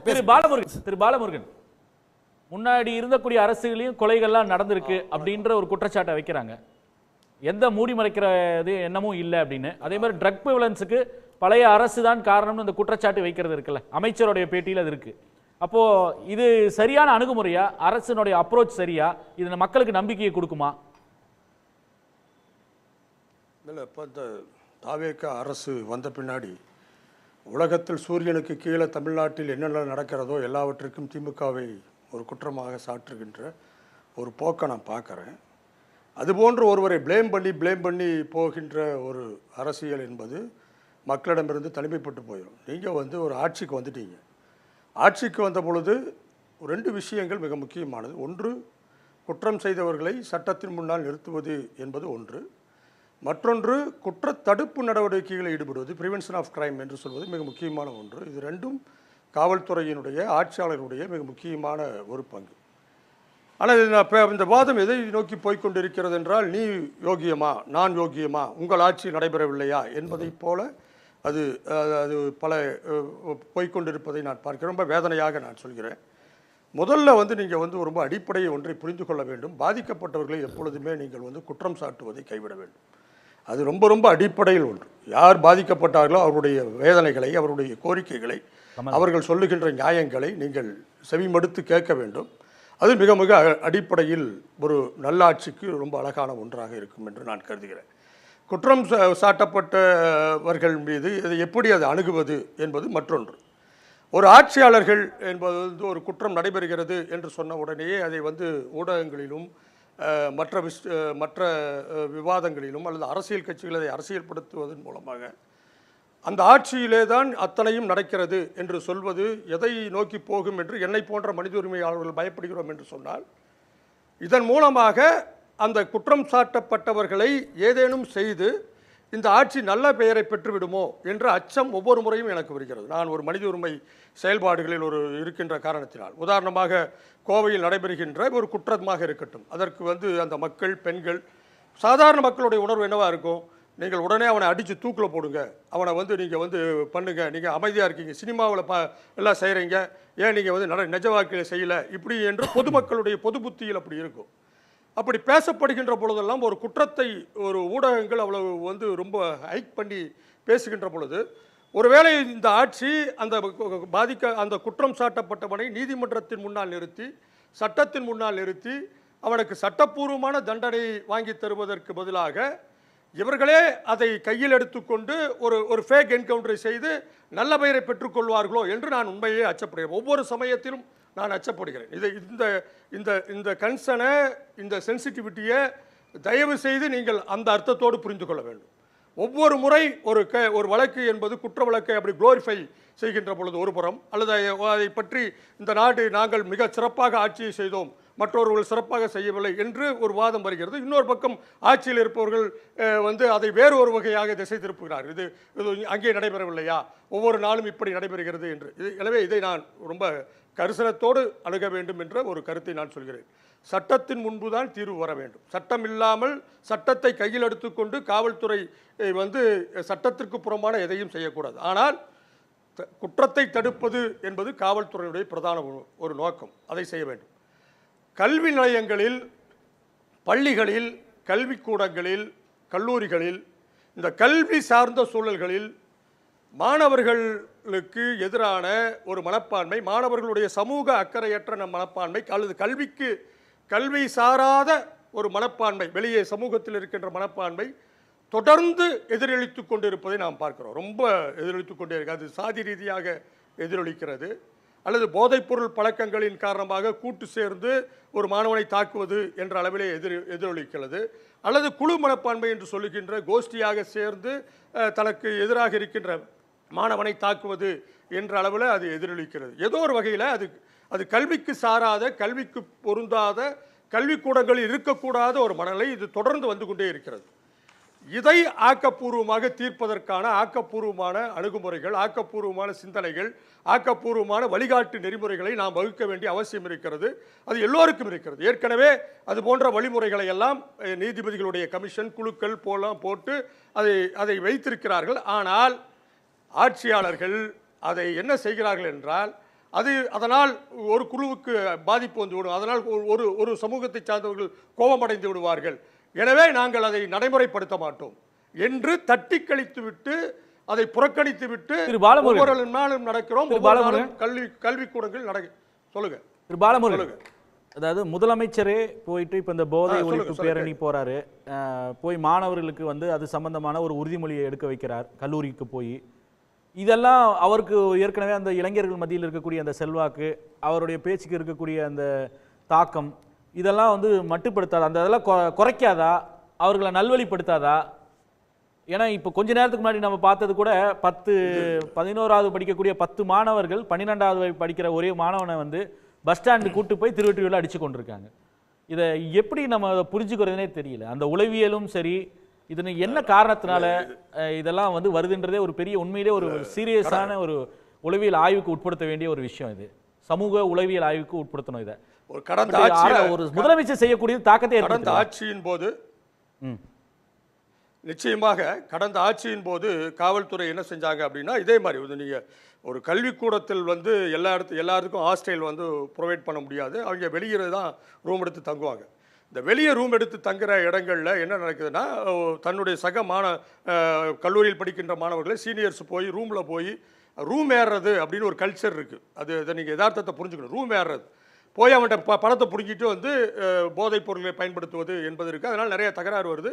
கோவை நீதிமன்றத்தில் சில வழக்குகள், அதுபோல் நிறைய வழக்குகள் போடப்பட்டிருக்கு இந்த மாதிரி கல்லூரி மாணவர்கள் மத்தியில். இப்போ இந்த மாதிரியான ஒரு கல்ச்சர் என்பது தொடர்ந்து இருந்து கொண்டே இருக்கிறது. கல்லூரிகளில் போதை பழக்கங்கள் என்பது இருந்து கொண்டே இருக்கிறது. ஒரு விஷயம், காவல்துறையை சார்ந்தவர்கள் உடனடியாக போதை நடவடிக்கை எடுக்கலை அப்படின்லாம் நான் பொதுவாக பேச நான் தயாராக இல்லை. அப்படிலாம் இல்லை, கடுமையான நடவடிக்கைகள் எடுக்கிறார்கள். ஈவன் ஒரு கன்சியூமராக இருக்கிற பையன் மேலே கூட போதைப் பொருளை வித்தான் என்று சொல்லி ஒரு வழக்கு போடுகின்ற அளவெல்லாம் நம்ம பார்க்குறோம் யதார்த்தத்தில். NDPS ஆக்டில் வந்து நீதிமன்றங்கள் கடுமையான தண்டனைகளை தருகிறது. அதெல்லாம் ரொம்ப சாதாரணமான வழக்குகள்லாம் இல்லை. அதில் போனால் அதுக்கு ப்ரூவ் ஆச்சுன்னா 20 வருஷ தண்டனை கடுமையாக இருக்கிறது சட்டங்கள் எல்லாமே. இவையெல்லாம் மீறி மாணவர்கள் மத்தியில் வந்து பார்த்தீங்கன்னா ஒரு பழக்க வழக்கங்கள் இருக்கிறது என்பதை நாம் எல்லோரும் ஒரு சமூக பிரச்சனை என்று அதை பார்க்க வேண்டும். இது ரொம்ப சாதாரணமாக ஒரு கட்சியின் மீது இது பண்ண முடியாது. ரெண்டாவது, போன ஆட்சியில் வந்து காவல்துறை வந்து நீங்கள் டீல் பண்ணுங்கன்னு சொல்ல முடியாது. இல்லை, ஒரு சிக்கல் இருக்குது. காவல்துறையே எல்லாவற்றையும் டீல் செய்யலாம் அப்படின்னு சொல்ல முடியாது. என்னென்னா, கடந்த ஆட்சியின் போது ஒரு இதே கோயம்புத்தூரில் வந்து ஒரு 100 காவலர்கள் மாணவர்கள் வெளியே தங்கி இருக்கின்ற இடங்களில் போய் ரைட் பண்ணுறாங்க. எல்லா ரூம்லேயும் போய் ரைட் பண்ணுறாங்க. இதே இடத்துல இதே இந்த சம்பவம் நடந்த அந்த பகுதியிலே ரைட் பண்ணியிருக்காங்க. அப்போ எங்களை போன்ற மனித உரிமையாளர்கள் என்ன சொன்னோம்னா, இது போல் ஒரு அப்ரோச்சை வந்து கைவிடுங்க. யார் தவறு செய்கிறார்களோ அங்கே போய் நீங்கள் கேளுங்க. ஆனால் ஒட்டுமொத்த மாணவர்களையும் குற்றவாளிகள், பொட்டன்ஷியல் கிரிமினல் என்று பார்த்து அவன் ரூம் எல்லாத்தையும் போனீங்கன்னா, வீடு கொடுத்தவன் வந்து இனிமேல் மாணவர்களுக்கு வீடே தரமாட்டேன்னு சொல்லி அவனை எல்லாம் தூக்கி வெளியே போடுறான். நீ இருந்தீங்கன்னா போலீஸ்காரன் வரான், உன்னை வந்து ரைடு பண்ணுறாங்க, உனக்கு ரூமே கிடையாது, மாணவனுடைய கல்வி ஆகுது. அப்போது இதை வந்து நீங்கள் வந்து ஒரு சென்சிட்டிவோடு அணுக வேண்டிய அவசியம் இருக்கிறது. எனவே அந்த முக்கியத்துவம் தேவை. ஆனால் போதை பழக்கங்கள் என்பது மாணவர்கள் மத்தியில் இருக்கிறதா என்றால் இருக்கிறது. அதை தடுப்பதற்கான ஆக்கப்பூர்வமான வழிமுறைகளை நாம் எடுக்க வேண்டும் என்பது என்னுடைய தாழ்மையான கருத்து. ஓகே ஜேம்ஸ் மார்ட்டின், உங்கள் நிறைவு கருத்து. அதாவது இன்னும் இது இன்வெஸ்டிகேஷனில் இருக்குதுங்கிறத புரிஞ்சுக்கணும், அதுக்கு ஸ்பேஸ் கொடுக்கணும். உண்மையிலே இந்த மாதிரி ஏதாவது மறைக்கப்படுதுன்னா நிச்சயமாக அதுக்கு குரல் கொடுக்கறதுக்கு ஆதரவாக நிற்கிறதுக்கு நிறைய பேர் இருக்காங்க. ஸோ தமிழகத்தில் நமக்கு தேவை என்னென்னா நிம்மதியான ஒரு சூழல், சட்ட ஒழுங்கு பிரச்சனைகள் நிறையா இருக்குது. அப்படின்னும் போது சேஞ்சுக்கு நம்ம அடாப்ட் பண்ணோம். ஒருத்தர் மாற்றி ஒருத்தர் கை காட்டி குரல் சொல்லிட்டே இருந்தோன்னா அதுக்கு 1000 விஷயங்கள் இருக்குது பேசுகிறதுக்கு. அதை தாண்டி நீதியும் நியாயம் சாமானிய மக்களர்களுக்கும் கிடைக்கணுன்றதை நிலைநிறுத்தணும். அது இந்த அரசாங்கம் செய்வாங்கன்னு நம்புகிறேன். நன்றி. நாகநந்தினி, உங்கள் நிறைவு கருத்து. சரி, இப்போ சார் பேசுற மாதிரி தான். அதாவது இங்க வந்து யாரையும் வந்து மீன் பண்ணணும், இது பெருசா, திமுக பெருசா இல்ல தாவேகா பெருசா, அதெல்லாம் விஷயம் இல்லை. இங்க ஃபேக் நரேட்டிவ் வந்து உருவாயிட்டு இருக்கு, அதை தடுக்கணும் அப்படின்னு தான். ஏன்னா ராஜ்மோகன் சார் சட்டப்பேரவையில் பேசுறாரு, அதே மாதிரி இன்னைக்கு நிர்மல்குமார் சாரும் அதை பேசுறாரு. அப்படி 2 அமைச்சர்கள் ஒரே விஷயத்த சொல்லும் போது காவல்துறை எப்படி அடுத்த நடவடிக்கை எடுத்துட்டு போவாங்க? அதை எடுத்துட்டு கிடப்பில போட்டா என்ன பண்றது? அப்ப உண்மை கிடைக்குமா, இங்க நியாயம் கிடைக்குமா அப்படிங்கிற விஷயம் தான் இங்க கேட்கப்படுது. இன்னொன்னு, இதே கோயம்புத்தூர்ல இப்ப தொடர்ந்து ஒரு 4 படுகொலை நடந்துச்சு. அதுல முக்கியமா அஸ்வின் ஒரு பையன், அவனை கொன்னு பண்ண அந்த பையன் என்ன பண்றானா, அந்த கத்தி எடுத்து ரீல்ஸ் போடுறான், அந்த ரத்தத்தை ருசிக்கிற மாதிரி. இந்த மாதிரி மாணவர்களோட விஷயம் டீவியேட் ஆகி போகுதா அப்படிங்கிற பய உணர்வு ஏற்படுது. அதை விட ரொம்ப முக்கியம், இன்னைக்கு அந்த முதன்ற பையன் இறந்து அந்த தாய்மார்கள் அவ்வளவு கதறிட்டு இருக்கக்கூடிய இந்த சூழ்நிலையில கோயம்புத்தூர்லயும் சரி, அவங்க ஊரான கள்ளக்குறிச்சியிலயும் சரி, 2 இடத்துல ஆர்ப்பாட்டம் போராட்டம் நடந்துட்டு இருக்கு. ஆனா இன்னைக்கு இருக்கக்கூடிய தாவேகா அரசு அதை சார்ந்த அந்த அமைச்சர்கள் ஏன் பேச மாட்டேங்கிறாங்க? இன்னும் அந்த எங்களுடைய அந்த அமைச்சர் விக்னேஷ் அவர்கள், மதுவிலக்கு ஆயத்துறை அமைச்சர், அப்படியே பயங்கரமா பிரஸ் மீட்ல கொடுப்பாரு, நல்லா பேசக்கூடிய ஒரு மனிதர். ஆனா இத பத்தி ஏன் வாய் திறந்து பேச மாட்டேங்கிறாருன்ற மிகப்பெரிய ஒரு क्वेश्चन மார்க். ஏன்னா மௌனம் எல்லா விஷயத்தையும் சரி பண்ணிடும் நடிக்க கூடாது. மௌனம் தான் மிகப்பெரிய ஒரு பிரச்சனை உருவாக்குது அப்படிங்கிற மாதிரி இந்த தாவேகா அரசு காமிக்குதுங்கிறத எங்களுக்கு இருக்கக்கூடிய பயம். இன்னொன்னு நிறைவா ஒன்று சொல்றேன், சூலூர்ல பேசின எம்எல்ஏ அவர்கள் சட்டப்பேரவையில் பேசினார், எங்களுக்கு மடியில கனம் இல்லை, அதனால வழியில பயம் இல்லை, நாங்க கூலா நடத்திட்டு போயிடுவோம் அப்படின்னு சொல்லி. இங்க கூலாவா சார் நடந்துட்டு இருக்கு? கிட்டத்தட்ட கோயம்புத்தூர் மாவட்டம் உண்மையாலுமே தென்னிந்தியாவினுடைய மான்செஸ்டர் அப்படின்னு சொல்லும்போது இது கொலைகளினுடைய மாநகரமா மாறிட்டு இருக்கான்ற பயம் இருக்கு. ஒரே ஒரு சின்ன குறுக்கீடு, NCR ரிப்போர்ட் படி தமிழகத்துல 4வது இடத்துல கோயம்புத்தூர் 10 வருஷமா இருக்குங்க கிரைம் நடக்குது. சார் நீங்க வந்து பாருங்க சார், எங்க தொகுதி மேட்டுப்பாளையம் சார். இல்ல இன்னைக்கு நேத்து இல்ல ஒரு பிரஸ் டிபேட் டைம் இல்ல, முடிச்சிருங்க நாகநந்தினி. யதார்த்தத்தை மக்களுக்கு சொல்லிடுவோம். நான் காமிக்கிறேன் சார், நீங்க நேரா வாங்க. இங்க இல்ல நான் பார்த்த தகவல் இல்லனா பார்த்து சொல்லுங்க. கிரைம் எல்லா இடத்துலயும் நடந்துட்டு தான் இருக்கு. மூட்டை கட்டி இது பண்ணாங்க. இங்க இருக்க சட்டப்பேரவையில இருக்க சட்டப்பேரவையில இருக்க அமைச்சர் ஏதாவது பேசுறாங்களா? நான் சொன்ன கருத்து இல்ல, எம்எல்ஏ தாவேகா எம்எல்ஏ இங்க கோயம்புத்தூர் இல்ல பிரஸ் டிபேட் 4வது இடத்துல இருக்கு. நீங்க முடிவெடுங்க, நீங்க என்ன நடவடிக்கை எடுத்தீங்க? இப்ப சூலூர் பிரச்சனையில இதெல்லாம் நடக்க கூடாதுங்கிறதுக்கு தான் நம்ம போராட்டம்னு சொல்ல வரேன். நட வெச்சீங்க, கொலைகாரனை கண்டுபிடிச்சிட்டீங்கல, கொலைகாரனை நீங்க கண்டுபிடிச்சிட்டீங்கல, அவங்களுக்கு என்ன நீதி வாங்கி கொடுத்தீங்க சொல்லுங்க சார்? அது என்ன நீதி கிடைச்சது உங்களுக்கு? ஓகே, நன்றி நன்றி. தானே இருந்தாரு. இன்னைக்கு சூலூர் சட்டமன்ற உறுப்பினர் சட்டப்பேரவையில அப்படி பேசுறாருல, அவருக்கு என்ன நீங்க என்ன நடவடிக்கை எடுக்கப்பட்டுச்சு? இதுதான் பிரச்சனை. அத பத்தி இதுவரைக்கும் பேசியிருக்கீங்களா? இதுவரைக்கும் ஒரு அறிக்கை வந்திருக்கா? சார் நாங்க நியாயமா கேக்குறோம். நன்றி நாகநந்தினி. பாலமுருகன், எழுத்தாளர் பாலமுருகன், உங்க நிறைவு கருத்து. அதுக்கு உங்களால பதில் சொல்ல முடியுதா? இதுதான் இதுதான் பிரச்சனை. நன்றி நாகநந்தினி. அரசியல் ரீதியாக நாம வந்து எப்பவுமே மேடம் நான் 1000 சொல்ல இல்ல பிரஸ் டிபேட் ஒரு புது டிபேட்டுக்கு டைம் இல்ல. பாலமுருகன் திரு பாலமுருகன் நிறைவு கருத்து என்னன்னா இதுதான் சிக்கல். நன்றி நாகநந்தினி. கொஞ்சம் நன்றி மிக்க நன்றி. பாலமுருகனுக்கு நிறைவு கருத்து. நீதிமன்றத்தின் மீது சட்டத்தின் முன்னால் நிறுத்தி தீர்வுகளை வருவதற்கு பதிலாக உடனடி தீர்வுகளை நோக்கி நாம் சமூகத்தை தள்ளுவது என்பது ஆபத்தானது. திரும்ப திரும்ப மனித உரிமை செயல்பாட்டாளர் என்ற முறையில் நான் இதை எதிர்க்கிறேன். இது போன்ற இன்ஸ்டன்ட் ஜஸ்டிஸை எப்பவுமே நீங்கள் வந்து வலியுறுத்தாதீர்கள். அது ஒரு தீர்வே கிடையாது. நாம் எல்லோருக்கும் ஒரு சமூகத்தின் மீது அக்கறையும் தீர்வு வர வேண்டும். மாணவர்கள் நன்றாக இருக்க வேண்டும், போதையில்லா தமிழகத்தை உருவாக்க வேண்டும் என்ற அக்கறை இருக்கிறது. ஆளுங்கட்சியாக இருக்கலாம், எதிர்கட்சியாக இருக்கலாம், எல்லாருக்கும் இருக்கும். ஒரு இடத்துல போய் ஒரு மந்திரி போகல அப்படிங்கிறதுனால உலகத்தில் வந்து இருண்டாது, நாளைக்கு உலகம் இடிச்சிடாது. அவர் போனா என்ன போகாட்டி என்ன, அது அவருடைய பிரச்சனைங்க. அவர் ஏன் போகணும் நீங்கள் வற்புறுத்துறீங்க? அது என்ன தீர்வு? அது தேவையில்லை. நமக்கு தேவை அமைதி உருவாக்க வேண்டும், போதை ஒழிக்கப்பட வேண்டும். இதில் கான்சென்ட்ரேட் பண்ணுங்க. கிரியேட்டிவான விஷயங்களை நம்ம வந்து கான்சென்ட்ரேட் பண்ணுமே தவிர உங்களையும் கொண்டு ஓடுவதில் எந்த அர்த்தமும் இல்லை. நன்றி. ஆமா, இவங்க சகோதரி பேசும்பொழுது ரெண்டு விஷயத்தை சொல்றாங்க. ஒரு பக்கம் அமைச்சர் ராஜ்மோகன் எதுக்கு பேசினாரு, டிஜிட்டல் நிர்மல்குமார் ஏன் பேசினாரு, காவல்துறையினர் அப்ப என்ன ஒழுங்கா விசாரிப்பாங்களான்னு கேட்றாங்க. இன்னொரு பக்கம் அவங்க ஊருக்காரர் இருக்கக்கூடிய அமைச்சர் ஏன் வந்து பேசாம இருக்காருன்னு கேட்கறாங்க. விஷயம் வந்து இது வந்து உணர்வு பூர்வமா அணுகக்கூடாது. காந்தியை கொண்ட கோட் சேவை கூட விசாரித்து தான் நீதிமன்றத்தில் தூக்கில் போட்டாங்க, நீதிமன்ற விசாரணைக்கு பிறகு. அதனால இந்த சம்பவத்தில் அந்த பெற்றோர் அழுவதை நானும் பார்த்தேன். அந்த தகப்பன் கதறினாரு, அந்த தாய் அழுதாங்க. அவங்களுடைய கண்ணீருக்காகவாது பாதிக்கப்பட்ட அந்த குடும்பத்திற்கு நீதி விரைவில் கிடைக்க வேண்டும். அதற்கான வேலையை வந்து காவல்துறை தொடங்க வேண்டும் என்றுதான் வேகமா செய்யணும்ன்றதான் என்னுடைய எண்ணம். நன்றி. திரு கதிர், உங்களுடைய நிறைவு கருத்து. திரு கதிர் சார், அதாவது அதான் போலீஸ் மந்திரி வந்து முதல்வர் தான். அவர் தான் வந்துட்டு சட்ட ஒழுங்குக்கு பொறுப்பு. அவர் தான் ரெஸ்பான்ஸ் ஏற்றுக்கணும் இந்த மாதிரியான இடத்துக்கு. ஏன்னா பொறுப்பை தட்டி கழிக்க முடியாது. அது லா அண்ட் ஆர்டராக இருக்கட்டும், இன்வெஸ்டிகேஷனாக இருக்கட்டும், குற்றம் தடுப்பாக இருக்கட்டும், இது எல்லாத்துக்கும் அவர் தான் பொறுப்பு. முதல்வர் அவர்கள் ஏன் ரெஸ்பான்ஸ் பண்ணணும், ஏன் பேசணும் அப்படின்னா, முதல்வர் ரெஸ்பான்ஸ் பண்ணுறது பேசுகிறதுல ஒரு துரித நடவடிக்கை இருக்கும். இப்போ இதுவரை ஆட்சிக்கு வந்து 5 மண்டலங்கள் இருக்குது தமிழ்நாட்டில். போய் உட்காந்துட்டு அங்கே இருக்கக்கூடிய கமிஷனரையும் எஸ்பியும் கூப்பிட்டு லா அண்ட் ஆர்டரை பற்றி ஒரு ரிவ்யூ பண்ணியிருக்கலாம். இதுவரை ஒரு ரிவ்யூ பண்ணப்படலை தமிழ்நாட்டில். முதல்வர் விஜய் தலைமையில் நான் என்ன சொல்கிறேன்னா, சவுத் ஜோன் இருக்குது இல்ல, அவர் அங்க போணும், ஸ்பாட் வைஸ் ரிவ்யூ கூப்பிட்டு பேசுறது. அது IAS IPS no wise review பத்தி அவர் பேசுறாரு. சார் நான் முடிச்சுக்கிறேன். நீங்க அடுத்து நீங்க உங்க கருத்து பேசுங்க. நான் என்ன சொல்ல வரேன்னா, சாரி குறுக்கிடாதீங்க, நான் என்ன சொல்ல வரேன், ஸ்பாட்டுக்கு போகணுன்றேன். அவர் கூப்பிட்டு பேசுறதுனாலலாம் கிடையாது. இப்போ நான் போய் களத்தில் போய் ஒரு விக்டிமை பார்க்குறதுக்கும் நான் அங்கேருந்து ஃபோனில் அவங்க கதறதுக்கும் வித்தியாசம் இருக்குது. நீங்கள் எப்போயுமே ஃபீல்டு இன்வெஸ்டிகேஷன்றது விக்டிமுடைய வேதனை என்ன, வழிகள் என்ன, அங்கே என்ன லா அண்ட் ஆர்டர் இருக்குது, இதை ரிவ்யூ பண்ணுங்கன்ற அது அவருடைய கடமைன்ற. அதை அவர் செய்ய ஆரம்பிக்கலை. சவுத்துக்கு வரலாம், இங்கே வெஸ்ட் ஜோன் போகலாம், கோயம்புத்தூரில் வெஸ்ட் ஜோன் இருக்குது, உட்காந்து அங்கே இருக்கக்கூடிய ஐஜி, டிஐஜி, எஸ்பி, அங்கே இருக்கக்கூடிய சிஓபி எல்லாத்தையும் கூட்டு மீட்டிங் நடத்துங்க, கலெக்டரை சேர்த்து வச்சு மீட்டிங் நடத்துங்க. ஏன் ஒரு அதுதான் நான் சுட்டி காட்ட விரும்புகிறேன். இப்போ இந்த மாதிரி இன்க்ரீஸ் ஆகுது அப்படின்னாக்கா நான் சொல்ல முடியாது. ஏன்னா அவர் தான், நான் முதலமைச்சர் அடிப்படையில் பேசலை, போலீஸ் மந்திரி அப்படின்ற அடிப்படையில் சமூகம் இருக்கு, சட்ட ஒழுங்கு இருக்கு, எல்லா பிரச்சனையும் இருக்கு சார். இல்லைலாம் சொல்ல வரல. கஞ்சா நிறையா இருக்கு சார், பசங்க பாதிக்கப்படுறாங்க சார். அதுக்காவது அவர் எல்லா இடத்துக்கும் போய் ஆய்வு செய்யணுன்றது என்னோட நிறைவு கருத்து. நன்றி. கருத்து பகிர்ந்த அனைவருக்கும் நன்றி. மீண்டும் சந்திப்போம். இது கேள்விக்களம், மக்களின் மேடை. உடனுக்குடன் செய்திகளை தெரிந்து கொள்ள சன் நியூஸ் பெல் ஐகானை கிளிக் பண்ணுங்க.